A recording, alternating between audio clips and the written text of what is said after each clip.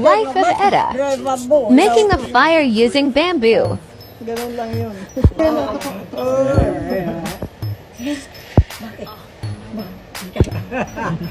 Parang toothpick eh.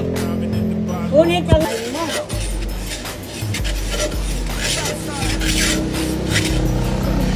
Yan, tandama ha. Oo. Iyo mo nga namin dito isang linggo. palalambutin. Kasi para aalis yung aspol. It's like a volcano. Boom. Kung sa ibang bansa, 4 na tulos din. Ako naman kung ano. Oo, kaya yan. Papainitin.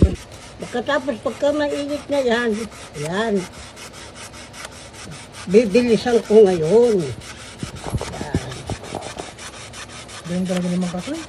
Huwag ka. Paano ko pag nag-iisa lang kayo? Alaga ng 4 na stick eh. Wasak na. Sa lupa, sa ground. Hindi ko mausap na. Kawayan lang talaga? Oo, kawayan. No. Hindi, siyam na klase yan. Pa? Siyam na klase. Ng kawayan?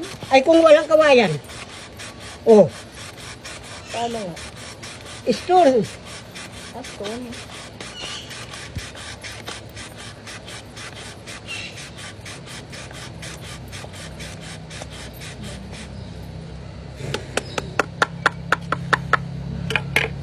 Ay, ito yung pansundot.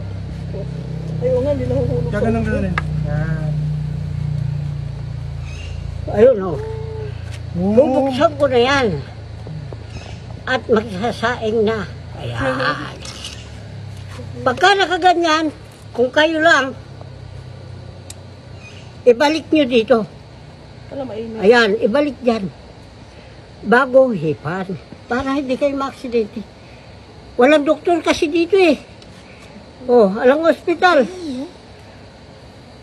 Oh my God! Kaya miyaki yan. Long blue and stop. Bili ka muna ng blower, kaya parang di ka na mag-iisa.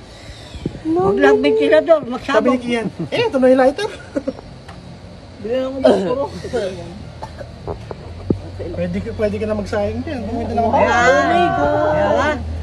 Ngayon, O hindi mang kaso yun. papalakihin mo ngayon yan.